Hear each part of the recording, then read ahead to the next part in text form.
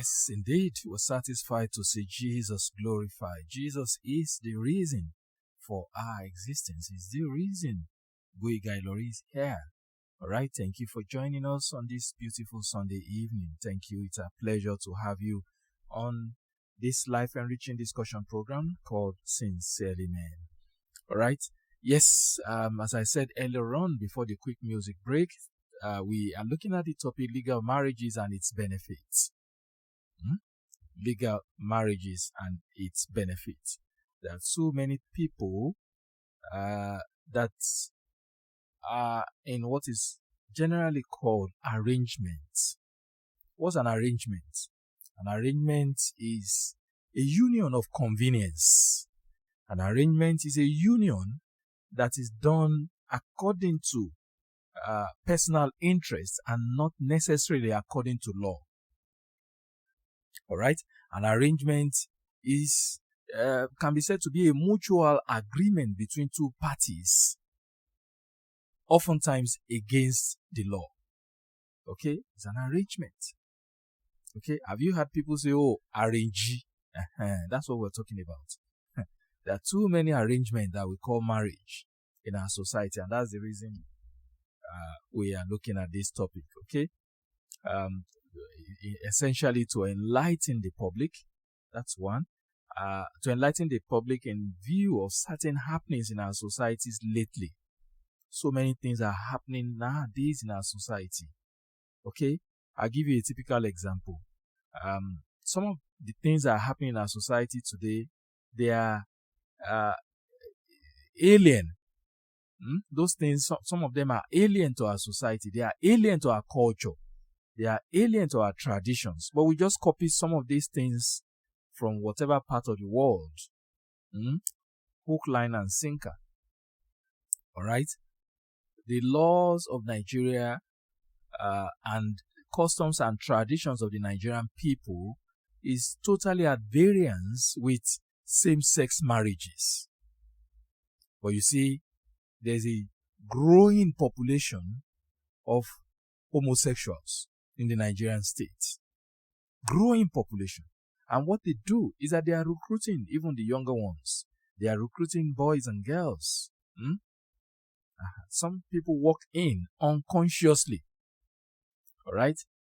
Some few weeks back, there was a young man who listened to this program and said to me that, look, I am not attracted to ladies, or ladies are not attracted to him. He prefers guys. So I engaged him after the program, and we had, a conversation for some number of days, where I could see that he has made up his mind that that's what he wants to do. All right, but you see, Adam and Steve, marriage between Adam and Steve has no place in the Bible. Neither does it have a place in the Nigerian constitution. The laws of Nigeria totally forbids homosexuality and every practices around it. All right? It's illegal for you as a man to point to another man and say, this is my wife. It's illegal in Nigeria, and Nigeria has not subscribed to that practice at any point in time, even till now. Okay? Number two, it's important for you to know that there is no place for Jane wedding Janet. All right? There's nothing like Jane weds Janet. There's no place for that in Nigerian laws. So you can't be a lady and say, hey, you know what? I just like a female company. We need to ask. You can hardly find a male dog chasing a male dog. Now, are we now saying, for those who practice homosexuality, are you guys saying that a dog is more sensible and more reasonable than you guys? No, I'm not insulting you. I'm just asking questions. Is that what you're saying? That a dog is more sensible and more intelligent because a male dog does not chase a male dog. In fact, a cock does not chase another cock. You would rather chase a hen. So if animals know their left from their right, we need to ask, what has happened to your mentality and to your mindset? All right, let's leave that there. Be chewing that one, be chewing that one. All right. So there are happenings lately in our society that, begins to question, our understanding of the concept of marriage. Recent happenings has indicated that we need to look at this. That's why we're looking at this topic. All right. And then number 2, experiences seen in counseling has also shown that too many people walk into marriages illegally and ignorantly. Okay? You walk in ignorantly. You don't know what the law says and you just do it the way you like. So, I need us to know that generally there are 3 ways by which a marriage can be consummated in Nigeria. 3 ways. Okay? If you have read my book, The Journey to the Altar, A Guide to Dating, Courtship and Marriage, I wrote that book in 2016. It's a bestseller book. There's no bookshop that has been in partnership with me and has not sold out. In fact, I think we have very few copies of the books left now. Okay? In the reprint that we'll be doing soon, I'm going to upgrade the book and include some things, okay, just to make it enriched. But the current copy is still very, very valid and sound. All right? Transform your lives and your marriages by reading that book, especially if you want to enjoy the benefits of a legal marriage. All right? So many things are happening lately that, is a pointer to all having good understanding of the concept of marriage. Let me tell you, if your marriage is not legal, what happens ultimately is that you will be putting yourself at a disadvantage. Not only yourself, somehow you would also be putting your children and generations to come in a disadvantage. So how do I mean? Last week Sunday, I shared with us the story of how a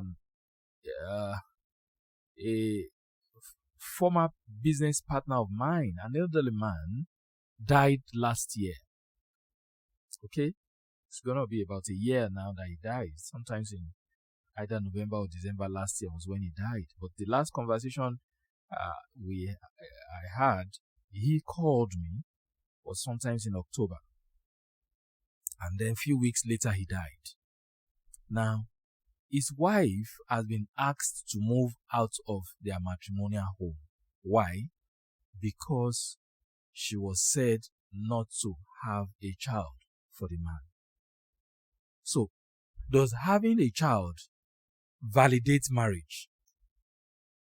Is that written anywhere in the law or law books? But these are practices that are happening. So, the question I asked when I was told was to say, okay, what kind of marriage consummation did you guys have? Because before you diagnose a problem, you need to do, there's a need for prognosis before diagnosis. We need to know where you are coming from to be able to understand how you got to where you are. That's the point. Okay? It is totally uncalled for to just pick your few clothes and leave your father's house and go and stay with a man without you formalizing what you call marriage. This arrangement that you call marriage. Just pick a few clothes.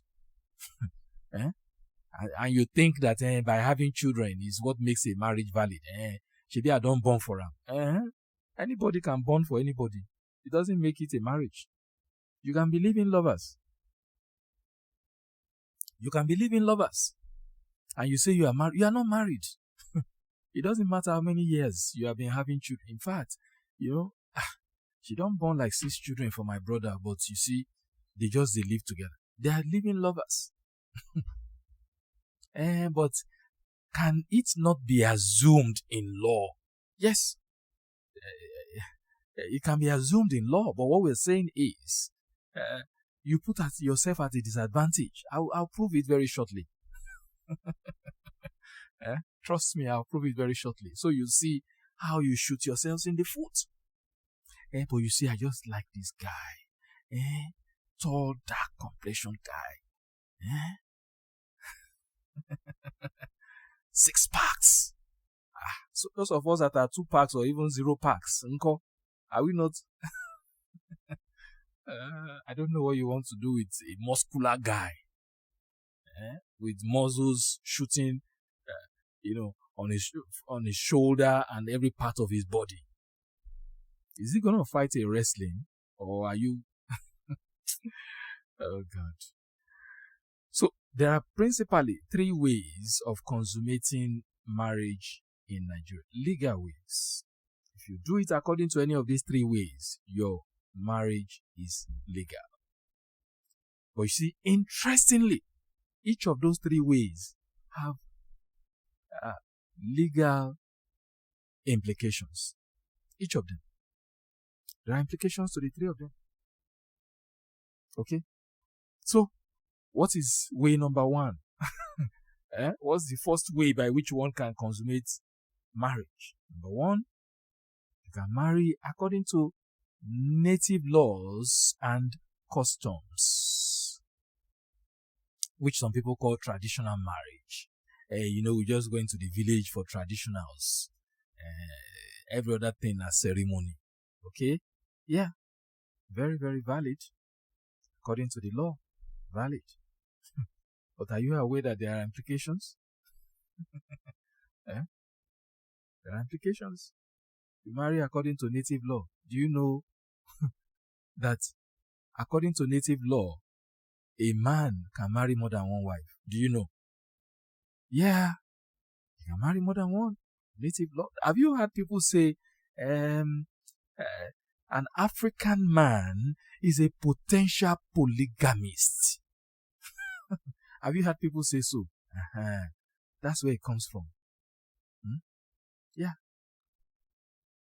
So, is that legal? Well, according to native laws and customs, there are over 200 ethnic groups in Nigeria. So you can imagine over 200 customs and traditions of marriage.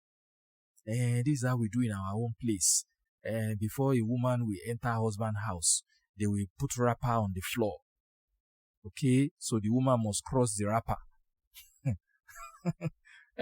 And the first night, they will put white cloth on the bed.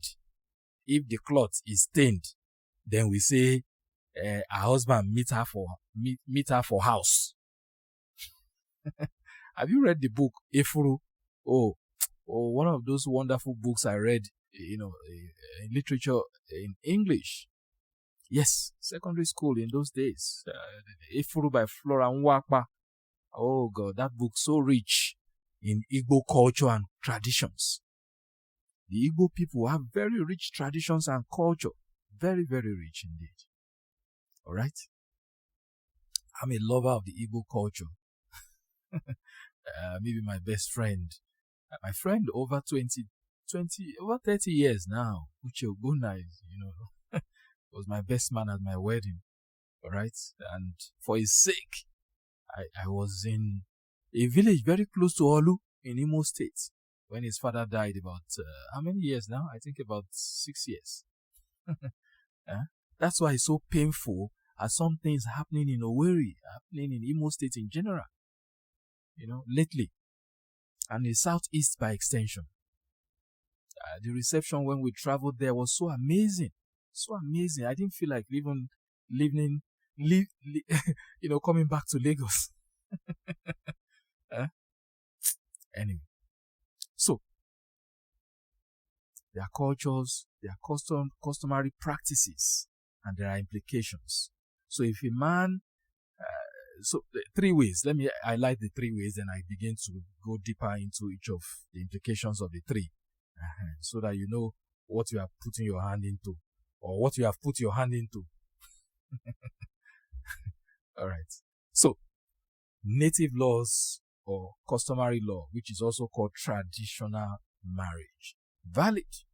Okay. Number 2, marriage according to Marriage Act. That's what you do when you go to the registry. Valid. If you do only that, or do both the first one I highlighted and the second one. Now, finally, is marriage according to religious practices, whether you are a Christian or a Muslim or traditional worshiper. Okay, so there are Islamic marriages, popularly called nikah, and there are laws that governs nikah, a valid nikah. All right, there are laws that govern a valid nikah, both written in the Quran and the Hadiths. Hadiths are the sayings and the teachings of Prophet Muhammad. Okay, so you need to have understanding if you are of the Islamic faith. All right. Now, if you have the Christian faith, you need to also have proper understanding that there are people that are forbidden for you to marry as a Christian. All right. I recall that at the meeting we had at the Redeemed Christian Church of God about a month ago, I did tell the congregation that there are people that you must not be heard of that you get married to, clearly stated in the Bible. Interestingly, even the Marriage Act, also under the laws of consanguinity, highlighted people that you must not get married to in Nigeria. All right? Whether the person is a foreigner, whether the person is from Afghanistan, it doesn't matter the country. There are people that are forbidden for you to get married to under the laws of consanguinity. Okay, let me highlight it broadly. The people forbidden for you to get married to, whether under the laws of consanguinity or traditional religion or Christianity, even Islam. 1, anyone that is related to you by birth, anyone related to you by marriage, and anyone that is related to you by blood. Okay, so as a father, it's illegal for you to get married to your children.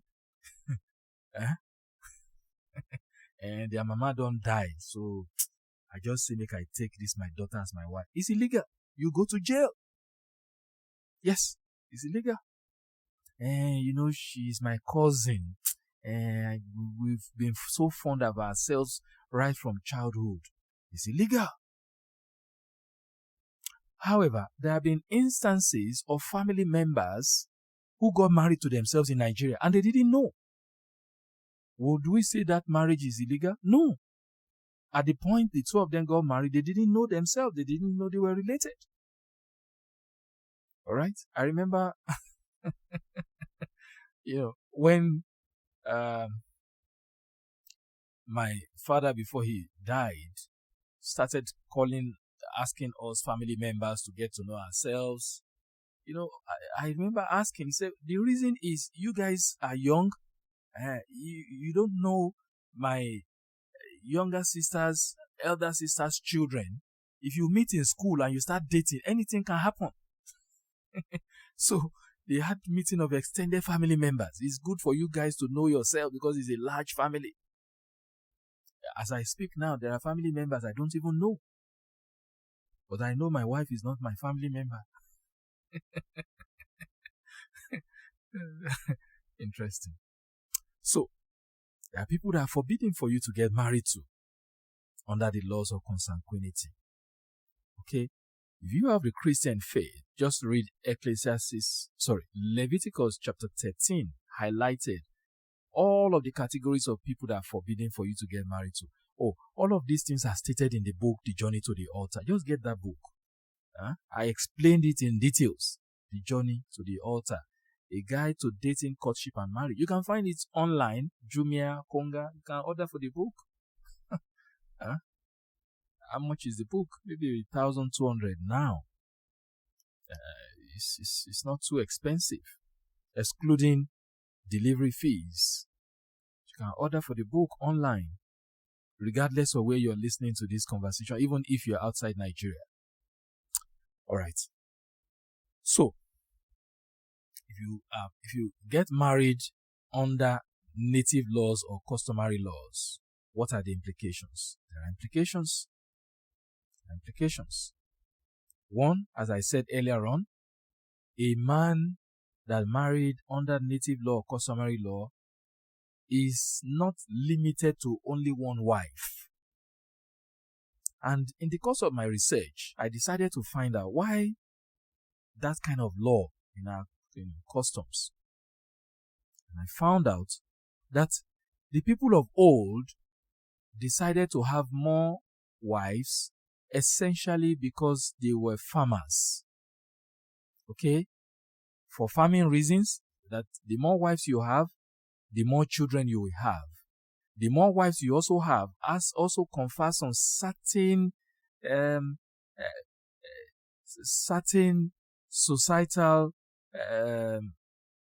grouping for you. People see you as a wealthy man when the more wives you can have in those days. Okay? That's the understanding. I recall running into a secondary school mate of mine who told me, I've not seen him in a long while. We left secondary school more than 25, 30 years ago. And he told me, as at the time we met, talking about, I think 15 years or thereabout ago. I said, is everything? He said, everything is fine. I said, so do you still live around that area? I mentioned the area in Lagos. He said, yes, but that he left, he just came back again and all that. I said, so you married? And I said, yes. And then he said it proudly. Ìyàwó méjì ló wà nílé mi now. I looked at him and said, you. Ìyàwó méjì ló wà nílé mi. Now 2 wives I get. I said, okay. All right. With pride. So, there are many reasons why our fathers of old marry more than one woman. Okay? Many reasons. Time won't permit me to share all of those reasons. But more importantly, you need to understand. See, there are certain questions you need to ask for those of you that are single listening to this program. I'm very passionate about you guys because it is better for you not to miss it, as some elderly ones listening to this program has indeed missed it at their own time. Some people are regretting the mistakes of old. So you don't follow that pattern. Alright? Don't follow that pattern. Alright? So there are basic questions you need to ask during courtship. I highlighted all of this in the book, The Journey to the Altar. What are those questions that you need to ask during courtship?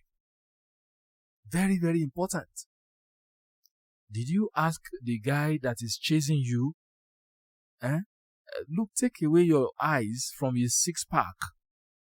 Take away your eyes from the kind of car he rides. There are too many people that it is not the car they ride that is the in thing. It is the car that is riding them. You need to check.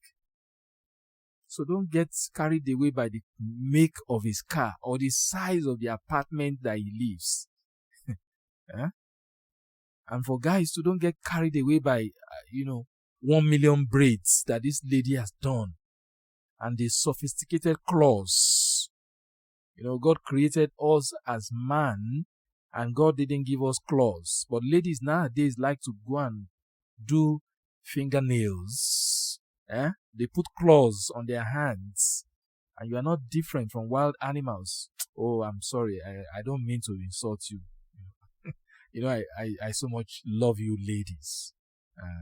But the thing is, why are you wearing claws on your hands? And for some of you, it's not cheap. Anyway, let me not get distracted. So don't get carried away by all of those externalities, external beauty. Can you find out how are they doing in your own family? Which family are you from? And I'm not just interested in the family he's from. It's him I want to marry. When you get married to someone, it's not only the person you are getting married to, you marry the entire family. Or you don't know. I don't care what my mother-in-law or father-in-law looks like. What is important is, let my husband be together. Let him be somebody I am proud of. Okay, that's a good point, but you're not marrying only him. His parents will have influence on him. His family traditions and culture may have influence on him, regardless of his religious persuasion. Alright? At the Redeemed Church, I recall telling the congregation, there's culture of Christ and there's Christ of culture. There are people who have mixed their traditions and culture with their religious practices.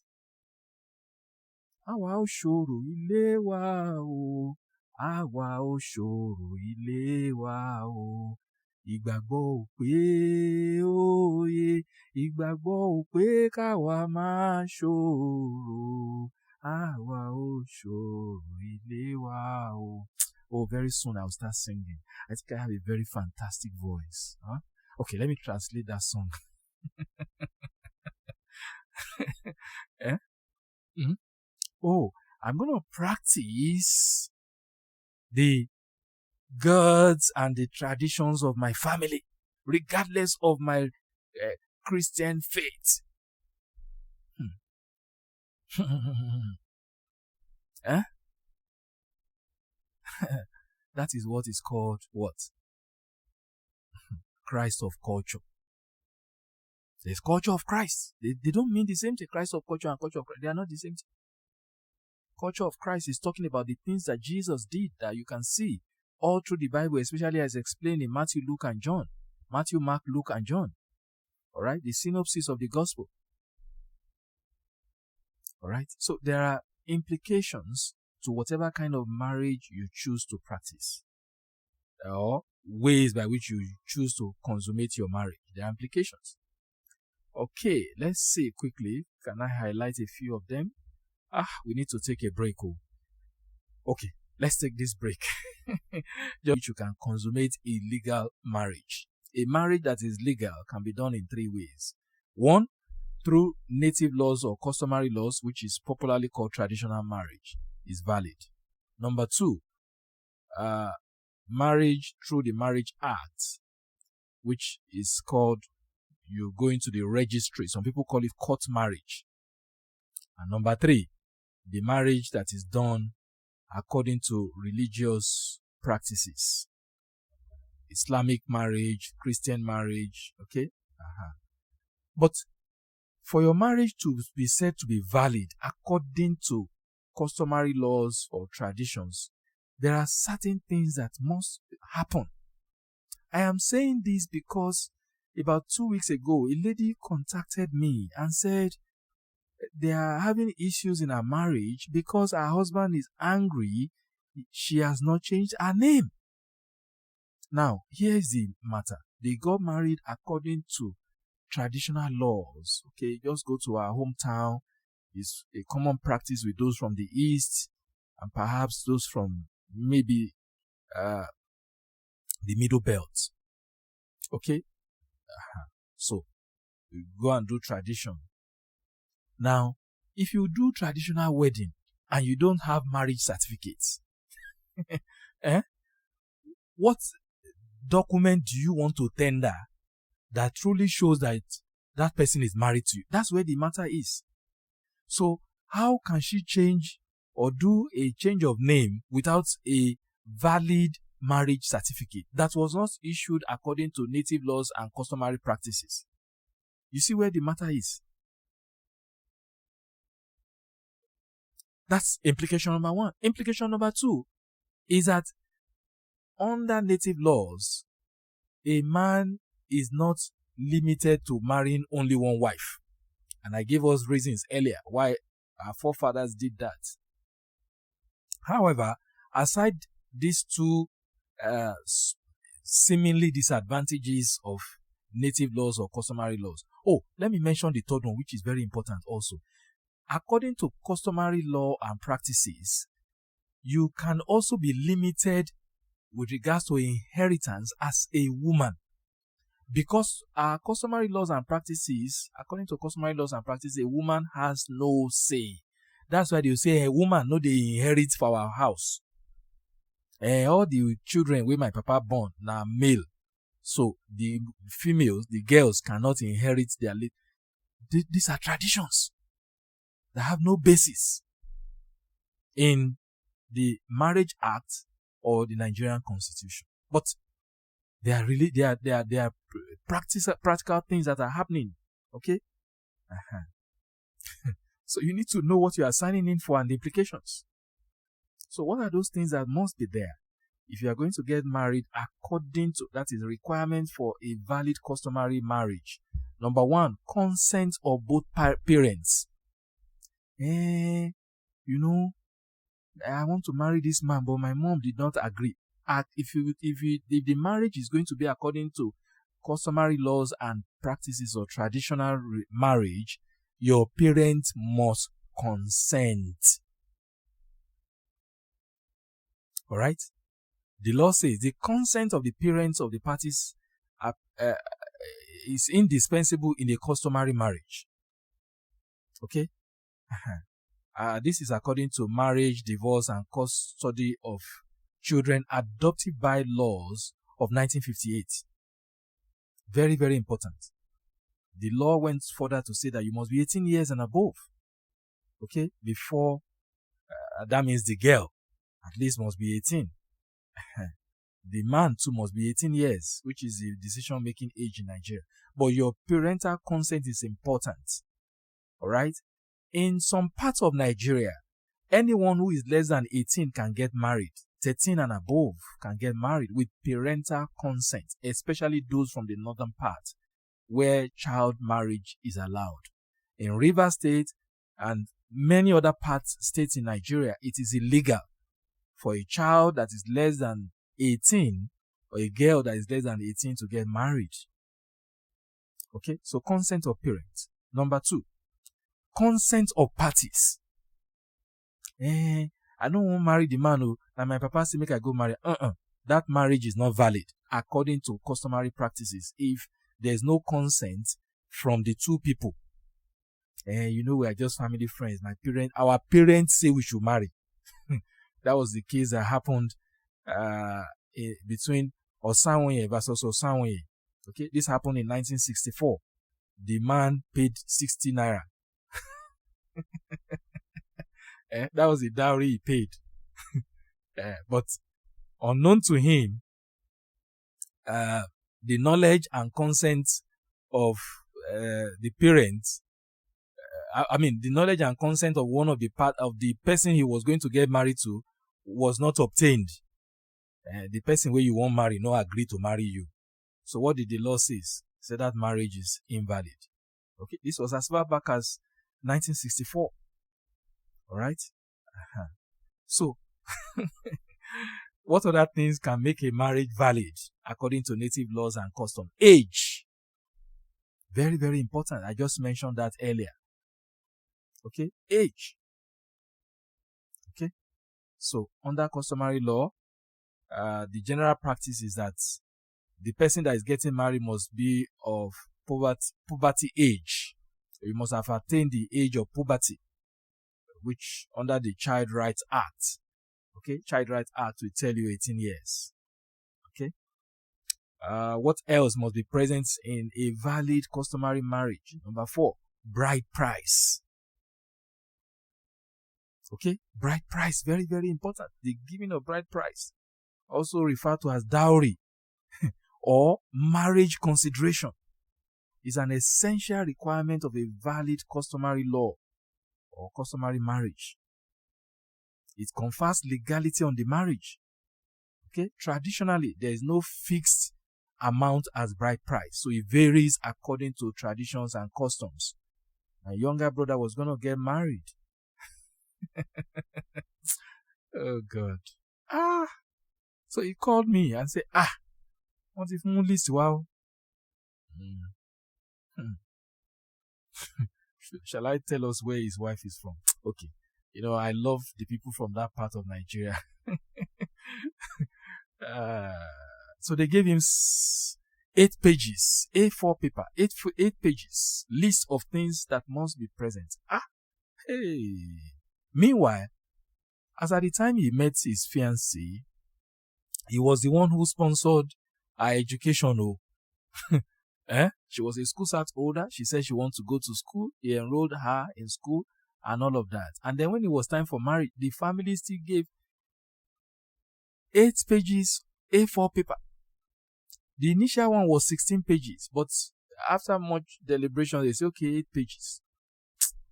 So when he called me the second time, I said, look, contact somebody in their family that you don't have all of, this one, 10,000, that one, 8,000, this one, 16,000.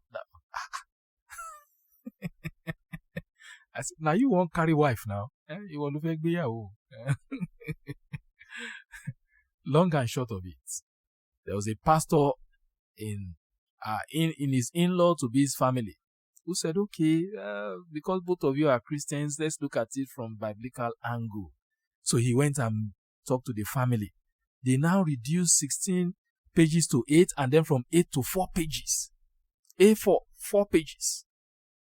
So our in-law be bringing the money and the items as you have it. That was what he did.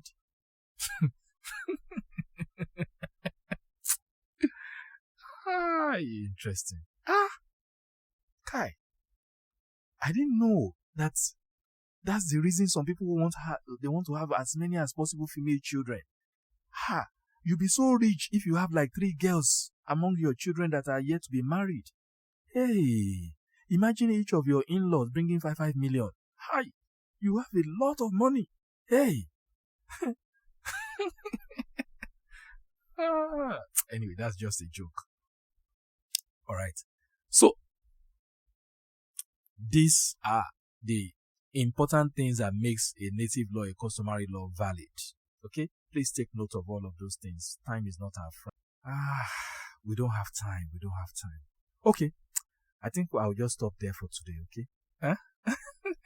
I'm looking at legal marriages and its benefit. Is your marriage a legal one or is an arrangement? If you did not marry according to native laws and traditions, and not according to the Marriage Act, and not according to religious practices, either Islamic marriage or Christian marriage, what you have may likely be an arrangement. And it has consequences. Consequences on you if your husband dies suddenly. Consequences on you if your wife dies suddenly. Okay, because of time, let me highlight to us 4 essential things that you need to take note of. What will make your marriage to be valid? Depends on the type of marriage or arrangement that you have. Number 2, the place of marriage. The place you got married, is that place, whether it's church or whatever location or institution that consummated your marriage, are they licensed by the government to consummate marriage? If that place where you got married are not licensed by the government, by the Ministry of Internal Affairs, that marriage is not valid. Number 3, the person who consummated your marriage, are they registered with the government? That is the minister who conducted the marriage. If the person is not registered with the government, that marriage is invalid. And then finally, there are statutory times that marriage must take place. Okay? Marriage, according to the Marriage Act of Nigeria, must take place before 6 p.m. Don't go and say you are having wedding at 7 or 8 p.m. in the evening. That one is not valid in law.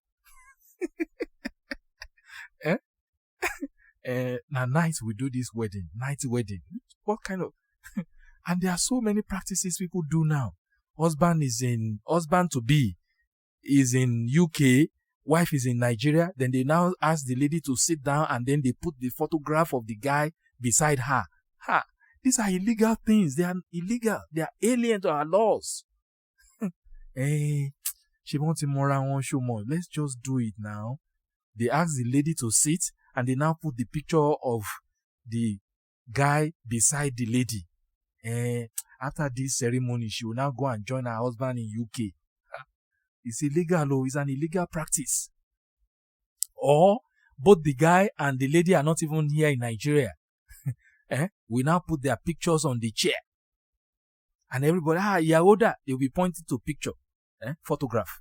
And that's the Yahoo. Where's the husband? And that's the husband. And then, once you feel potty for Noroka, you don't carry drinks and interesting. Okay. All right. Because of time, we need to stop here. Okay. Yes. I have a client that is looking for a wife that is a nurse. So if you are a nurse, you are in your 30s and above. Okay. 30 years and above. And you are a qualified nurse. Please get in touch with me, okay, so I can introduce you to this young man who is in search of a nurse. Please just send message to me on WhatsApp. WhatsApp message will be fine, okay? The young man is looking for a nurse. He wants to marry a nurse. All right? Last week we celebrated Joyce. Joyce, 42-year-old. She has attended Single Summit like 2 or 3 times. Oftentimes, we organize Single Summit for those who are singles who follow this program, creating an avenue for singles to get to meet themselves so that at least we can stimulate relationship that will lead to marriage. And to God be the glory. 4 of such people are getting married very soon. 1 next month. Joyce is one of those people that attended Single Summit year 2020. Was the last time I saw her attended the Single Summit. And she's getting married next month. So Joyce, if you are listening, I'm not sure you listened to me last week. I will be attending your wedding. Yes. I'm not sure yet whether it's agbada I want to wear. Yes, because Joyce getting married at 42, even as a virgin. Amazingly, I had a conversation with a 54-year-old lady who is also a virgin and she had never been married. So get in touch with me if you are a man, 4 years and above, and you are looking for a wife, especially if you are if you are a widower. Yes, if you are a widower, please get in touch. She's a minister in a popular Pentecostal church, okay, and she still desires to be married. 54, she's a virgin. She has never been married. She doesn't even have a child. All right, 54-year-old virgin, and I have like 3 people like that in their 50s and they're virgins, never been married. Get in touch with me, okay? Your wedding will take place this year. The choice is yours. What effort are you making? Those of you that attended Single Summit in April, you know how I was urging you. Oh yeah, talk to yourself. Talk. Don't waste my time and my energy. You don't know how excited I am seeing you guys get married. Please. Okay, so if you are serious and desirous of getting married, you are straightforward, you have a means of livelihood, why don't you get in touch? Just send WhatsApp message to 07067 432 447. All right. We take this for being a part of this conversation. I hope you have been enlightened and we have not wasted your time. Okay. Join us next week, Sunday, God willing. Yours truly will be here with part 2 of this conversation. It's going to be insightful and expository as usual. Okay.